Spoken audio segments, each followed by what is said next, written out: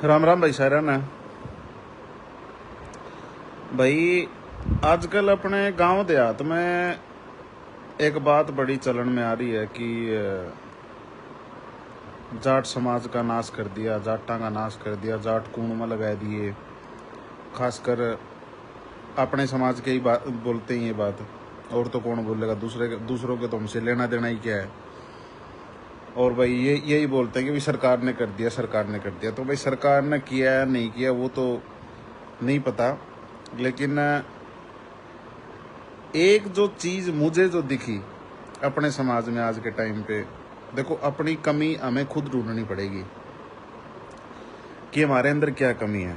हम दूसरे के ऊपर, यदि हम कोई पढ़ाई करते हैं, कॉलेज में हम जाते हैं, तो यदि हम फेल हो जाते हैं ना, तो उसमें लेक्चरर या टीचर का कसूर नहीं होता, सिर्फ कसूर हमारा भी होता है कि शायद हम पढ़े नहीं, क्योंकि भाई सभी तो फेल नहीं होते।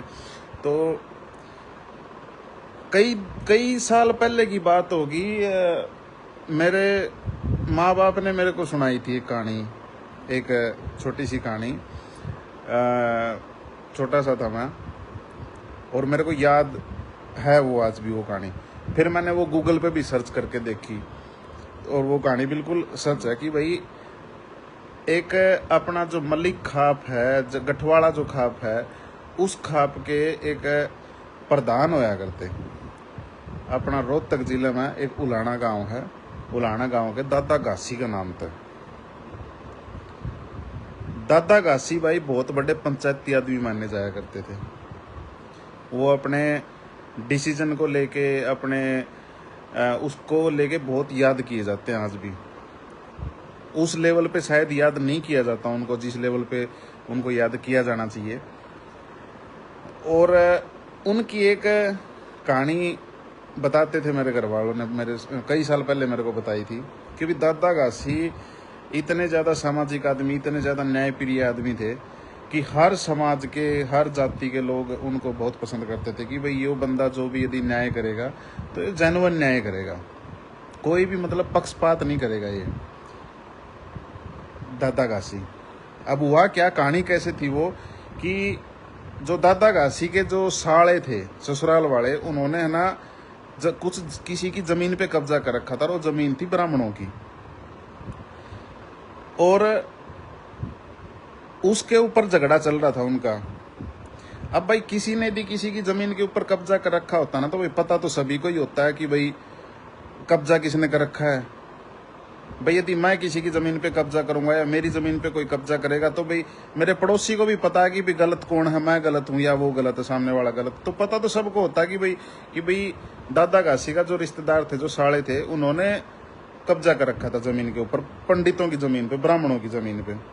तो भाई पंचायत में फैसला होना था कि भाई ये जमीन है किसकी। तो क्या हुआ कि भाई उन्होंने बोल दिया कि भाई, क्योंकि लगभग 1500 गांवों के वो बताते हैं कि वे प्रधान माने जाते थे उस टाइम पे, शायद जहाँ तक मुझे आइडिया है, ज़्यादा नहीं पता मुझे, लेकिन बहुत एक अच्छा, एक बहुत बड़ा वर्ग था जो उनको मतलब पंचायती आदमी मानता था। तो भाई जो उनके साले थे, उन्होंने बोला कि भाई फैसला है ना घासी, दादा घासी करेगा, जो वो करेगा वो फैसला मान्य होगा। तो भाई जो ब्राह्मणों की जिनकी जमीन थी, पंडित जिनकी जमीन थी, वो बोले कि ठीक है भाई, हमने भी उनका सुना है कि भाई वो पक्षपात नहीं करते, तो भाई बहुत अच्छी बात है, ठीक है भाई उनको बुलाओ, जो फैसला वो कर देंगे वो मंजूर होगा। तो भाई दादा घासी ने जाना था, दादा घासी घोड़ी रखा करे थे, घोड़ी पर चला करते वो। तो वहां पे पंचायत में जाने से पहले, एक दिन पहले, उन अपनी दादी जो थी, उनकी घरवाली थी, उनके साथ में डिस्कस कराया, एक बात पूछी कि बात लाऊं या बात लाऊं। तो भाई दादी भी हमारी समझदार थी, बढ़िया संस्कारा की थी, वो बोली कि बिला मुझे बात से मतलब नहीं है, मुझे बात से मतलब है, बात लेके आई हो। भाई दादा घासी अपना गया, भाई अपना जो भी परस थी, चौपाट थी, उसमें भाई राम राम करी सब लग, और भाई फैसला सुनाने का जब टेम आया तो बिला जी करो जी, दादाजी बिला फैसला करो, बिला क्या करना है। तो उसने बोला कि भाई जमीन ये ब्राह्मणों की, और अपना चपक देसी घोड़ी पे बैठ के और घर की तरफ हो लिए।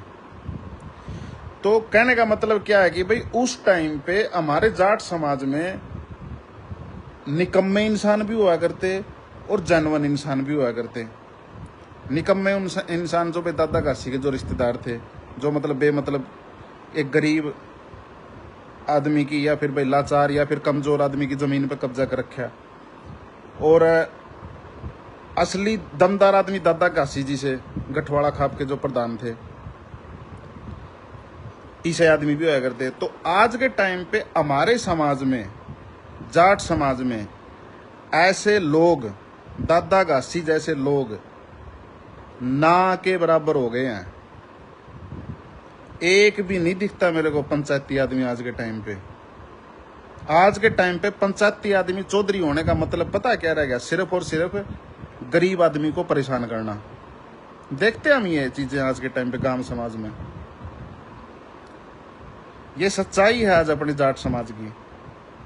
किसी को भी चौधरी बना दो तो वो है ना बस अपना घर भरने में लगा रहेगा। घर भर ले पहली बात तो उसने फैसला ही नहीं करना। वो कोई फैसला यदि किसी करने पे बैठा दिया उसको, तो वो पहले ये देखेगा कि इसमें कोई उसके घर वाला होगा तो मामले को रफा दफा करने की कोशिश करेगा, या किसी दूसरे का फैसला करने उसको बैठा दिया तो उसको अपना लालच चाहिए। तो भाई जाट समाज का दुश्मन कोई भी को नहीं, किसी की इतनी हिम्मत नहीं है कि जो जाट समाज को खत्म कर सके। जाट समाज को हमारे ही समाज के जो फर्जी चौधरी है ना, उन्होंने खत्म कर रखा है।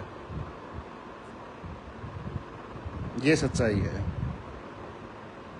आज के टाइम पे जाट समाज में चौधरी का मतलब सिर्फ और सिर्फ दूसरे के पैसे खसूटना, दूसरे को बेवजह परेशान करना, कमजोर को, लाचार को दुखी करना, उसको उल्टा सीधा बोलना, उसकी जमीन हड़पनी, उसके पैसे लूटने। ये मतलब रह गया जाट समाज, जाटों के चौधरी का। किसी को पता नहीं किधर के किसी भी आदमी को पहना देते हैं पगड़ी कि यो हमारा चौधरी आज के टाइम पे। और इसे चौधरी हो रहे हैं, उन जब लिया राम राम करा नहीं तो वहां कहता राम राम का जवाब कौन दे मैं। इतनी नफरत हो रही है।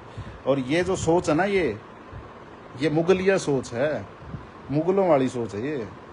मुगलों की भी यही आदत थी। जो गरीब कमजोर होता था उसकी जमीन हड़पना। ये जाटों की सोच नहीं है।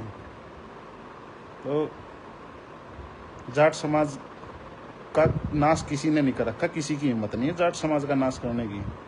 जाट समाज का नाश हमारे ही समाज के फर्जी चौधरियों ने कर रखा है। और जब तक ये फर्जी चौधरी रहेंगे तब तक हमारे समाज का ऐसे ही नाश होता रहेगा। सच्चाई है यार। राम राम भाई सभी को।